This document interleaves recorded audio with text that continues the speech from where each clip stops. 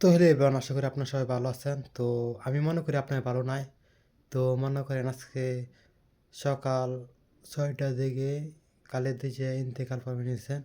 ইন্না লিল্লাহি ওয়া ইন্না ইলাইহি রাজিউন। তো আজকে সকালে ঘুম থেকে ওইটা ফেসবুক চালাচ্ছি। তো ফেসবুকে নিউজ পাচ্ছি সমানে খালেদা জিয়া চলে যাচ্ছে। তো আরও ১ মাস আগে এরকম নিউজ পাইছি আমি, মানে মানুষে বলে খালেদা জিয়া মারা গেছে এই সেই। তো তার কথা আমি বিশ্বাস করি না। তো এক কান দিয়ে শুনি আর এক কান দিয়ে বাইর করে ফেলাই, বুঝছেন নি? তো তারা এরকম কথা নিয়ে বলতে পারে, মানে আরও ১ মাস আগে হতে মানুষের রেখে এরকম কথা বলে, মানে এরা কীরকম মানুষ? তো আজকে সকালে ঘুম থেকে উইঠা যখন ফেসবুক চালাচ্ছি তখন এই নিউজটা পাচ্ছি সমানে আসলেই আজকে খালেদা জিয়া ইন্তেকাল করে নিছে। ইন্না লিল্লাহি ওয়া ইন্না ইলাইহি রাজিউন। তো তো সবাই খালেদা জিয়ার জন্য দোয়া করবেন, এটাই।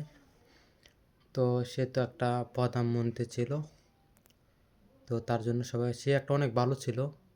তো তার জন্য সবাই দোয়া করবেন। সে একটা অনেক ভালো একটা লোক ছিল। তো মানুষে আন্তাজে একজনের নামে বদনাম তুলে দেয়। এই যে খালেদা জিয়ার ১ মাস আগে হতে গেলে কয় মারা গেছে, এগুলো কওয়া তো ঠিক না।